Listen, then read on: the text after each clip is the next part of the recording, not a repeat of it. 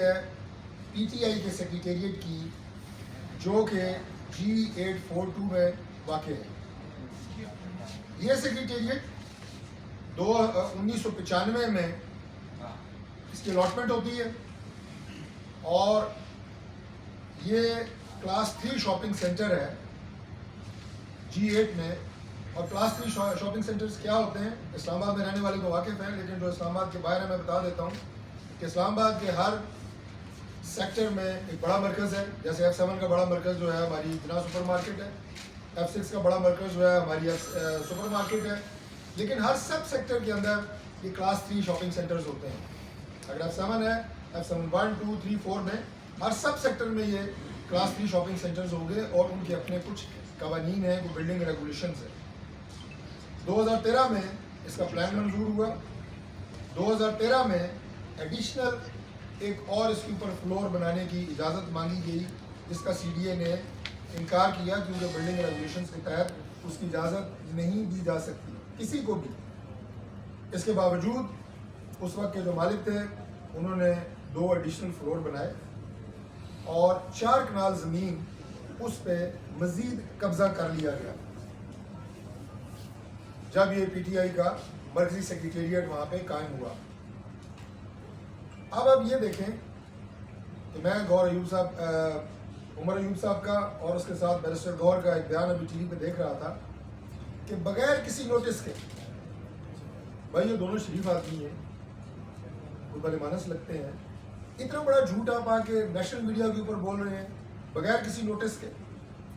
میں آپ کو عرض کر دوں کہ سب سے پہلا ان وائلیشنز کا نوٹس نومبر 19 2020 میں اس بلڈنگ کو جو PTI کا سینٹرل سیکریٹریٹ ہے اس کو جاری ہوا، اور اس نوٹس کی کاپی یہ آپ کے سامنے ہے، میں آپ کو یہ دے کے جاؤں گا آج۔ اور یہ برائے مہربانی آپ میں سے کوئی دوست بیرسٹر گور صاحب کو خاص طور پہ واٹس ایپ کر دیجیے گا۔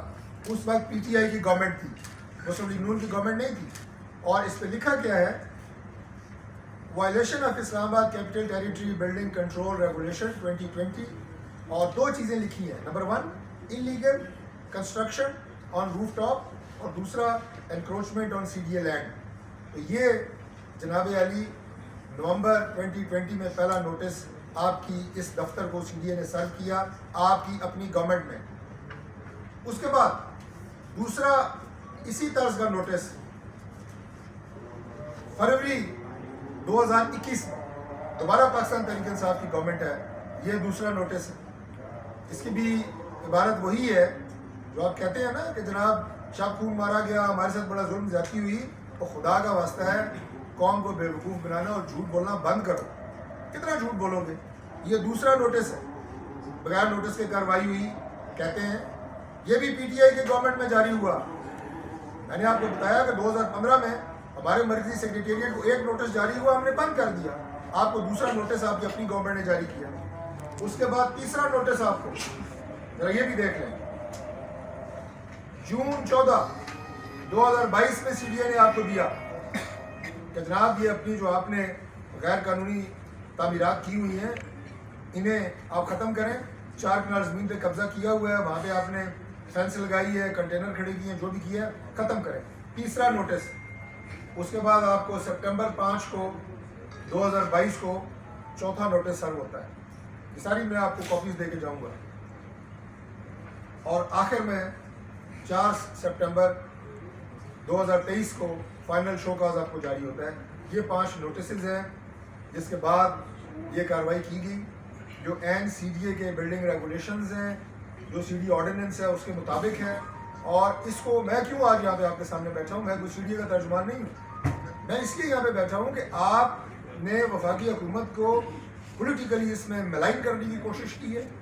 آپ نے اپنے بیانات سے، اپنے جھوٹ سے یہ ثابت کرنے کی کوشش کی ہے کہ آپ کے خلاف یہ کارروائی سیاسی بنیادوں کے اوپر ہوئی ہے، جبکہ ان 4 نوٹسز کے بعد، جن میں سے 2 نوٹسز CDA نے، آئی ریپیٹ، پاکستان تحریک انصاف کے دور حکومت میں جب عمران خان پرائم منسٹر تھا اس وقت آپ کو دیے، لیکن آپ کے کانوں پہ جوں نہیں رینگی، آپ نے کوئی کارروائی نہیں کی۔ آپ نے یہ سمجھا کہ ہم ہر قسم کے قانون اور ضابطے سے بالا تر ہیں۔ آپ کا جو ایک तकब्बुर, रऊनत आपके अंदर, आपकी जमात में, आपकी लीडरशिप से लेके आपके हर कारकुन तक आपने वो एक कल्चर फ्लोट किया हुआ है। ये उसका नतीजा है कि आपने कोई कार्रवाई नहीं की, आपने ना कोई अदालती एक्शन लिया, ना आपने CBI की कोई बात सुनी, और आज आप सियासी बयानबाजी, गजा की तर्ज का ऑपरेशन हुआ जनाब, शब खून मारा गया, फस्तायत होगी, ये आपके सुबह से मैं देख रहा हूँ जनाब कि TV के ऊपर आके आप झूठ बोल रहे हैं, लोगों को आप गलत बात बता रहे हैं, और ऐसा लगता है कि जैसे आप समझते हैं कि आपके पास कोई लाइसेंस टू किल है, आप किसी भी कानूनी ज़ाब्ते से कोई बालातर मखलूक है, आपके ऊपर पाकिस्तान का कोई कानून वो लागू ही नहीं होता। अभी बात कर रहे थे थोड़ी देर पहले प्रेस कॉन्फ्रेंस, हम आइन की सरबुलंदी की बात करते हैं, सुभान अल्लाह, हम कानून की सरबुलंदी की बात करते हैं। तो भाई आइन और कानून तो ये है जो मैंने आपके सामने बताया आपको। इस्लामाबाद का शहर पाकिस्तान का दारुल खिलाफा है, ये किसी ज़ाब्ते के तहत चलता है। CD ऑर्डिनेंस बाकायदा रेगुलेट करता है इस्लामाबाद में तमाम बिल्डिंग्स को, उनके बनाने के अमल से लेके उसके बाद अगर वहाँ पे कोई बेज़ाब्ती की जाए। आप मुसलसल इन कवानीन को तोड़ने के मुर्तकब भी हो रहे हैं, और आपको मुतनब्बा भी किया जा रहा है, आपको नोटिस दिए जा रहे हैं। आपकी अपनी हुकूमत ने दो नोटिस आपको दिए हैं कि ये बाय लॉज की वायलेशन है, आप इनको ख़त्म करें, लेकिन आप ख़त्म नहीं करते, कानून से अपने आप को मावरा समझते हैं, और उसके बाद हर चीज़ में सियासत, हर चीज़ में झूठ, हर चीज़ में शोबदाबाजी, ये आपका एक वतीरा है।